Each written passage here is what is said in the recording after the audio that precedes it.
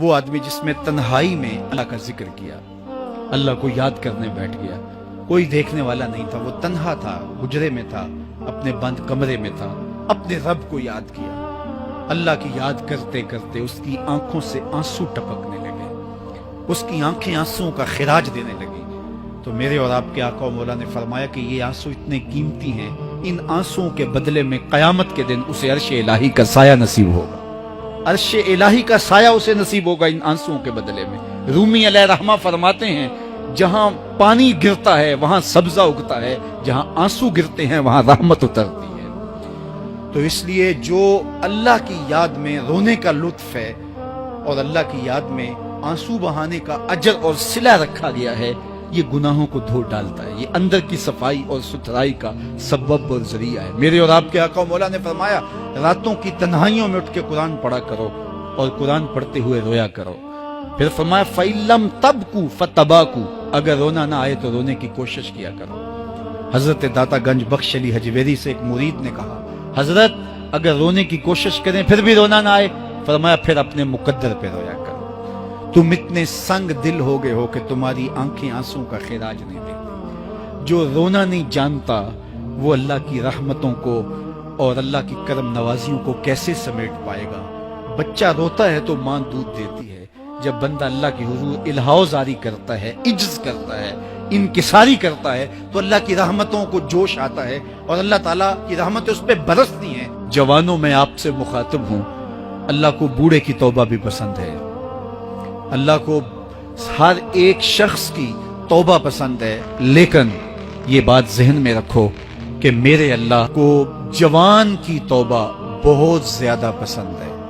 میرے اور آپ کے آقا و مولا نے فرمایا انا حبیب اللہ، میں اللہ کا حبیب ہوں۔ کتنا بڑا اعزاز ہے جو میرے حضور کا ہے، لیکن ایک دوسرے مقام پہ ارشاد فرمایا الشاب التائب حبیب اللہ، سن لو جو جوان جوانی میں توبہ کرے وہ بھی اللہ کا حبیب ہے۔ کتنا بڑا اعزاز۔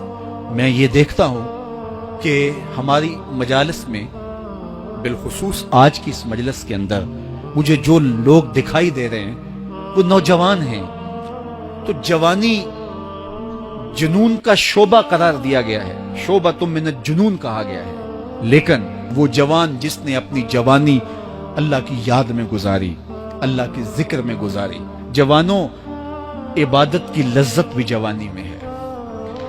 اگرچہ جوانی مستانی ہوتی ہے، ذرا اس مستانی جوانی کو تہجد کے مصلے پہ لا کے دیکھو، کیا مستی چڑھتی ہے سجدوں کے اندر، کیا لطف ہے قیام کے اندر، کیا سکون ہے رکوع کے اندر۔ اس جوانی کو مالک کی چوکھٹ پہ لاؤ، پھر دیکھنا کہ یہ جوانی کتنی لذت آفری ہوتی ہے، اور پھر اس جوانی کے بدلے میں اللہ تعالیٰ تمہیں کیا کیا عطا فرماتا ہے۔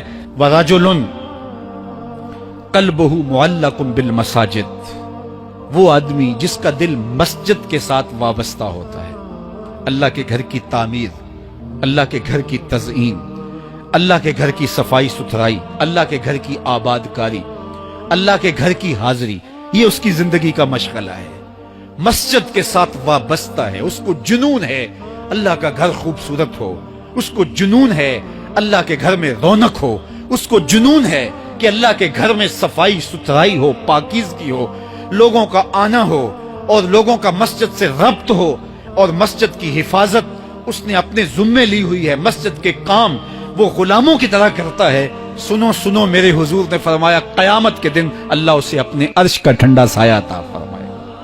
فرمایا کچھ لوگ مسجدوں کی میخیں ہوتی ہیں، جس طرح لکڑی میں کیل ٹھک جاتا ہے، وہ بھی مسجد میں یوں ٹھک جاتے ہیں، جب بھی تلاش کرو مسجد میں ملیں گے۔ فرمایا جب وہ بیمار پڑ جاتے ہیں اللہ کے فرشتے ان کے گھر میں حال پوچھنے جاتے ہیں۔ یارو، جوانی کے ایام میں مسجدوں کے ساتھ اپنے آپ کو وابستہ کرو، مسجدوں کی صفائی بھی اپنے معمولات میں شامل کرو۔ جس طرح آپ اپنے معمولات بتاتے ہیں کہ ویکینڈ پہ میں یہ کرتا ہوں، روزانہ کی میری جو ہے وہ ترتیب یہ ہے، مہینے کے بعد ایک مرتبہ یہ تفصیلی کام کرتا ہوں، اپنی زندگی میں مہینے بعد، 8 دن بعد، یا جب آپ کو فرصت ہو، مسجد کی صفائی کا اپنے اوپر ذمہ لو۔ کسی بھی مسجد میں چلے جاؤ، اس کو صاف کرو۔ جب تم اللہ کے گھر کو دھو گے، اللہ تمہارے دل کو دھو دے گا، تمہارے دل کو اللہ پاک کر دے گا۔ تو یہ مسجدیں کعبۃ اللہ کی بیٹیاں ہیں، اللہ تعالیٰ نے مسجدوں کے ذریعے زینت دی ہے زمین کو، جس کا آسمان ستاروں سے سجا ہوا ہے، زمینیں مسجدوں سے سجی ہوئی۔ اس لیے اللہ کے گھر کے ساتھ جو شخص ربط رکھتا ہے، میرے اور آپ کے آقا و مولا نے فرمایا قیامت کے دن اس کو اللہ اپنی عرش کا ٹھنڈا سایہ عطا فرمائے۔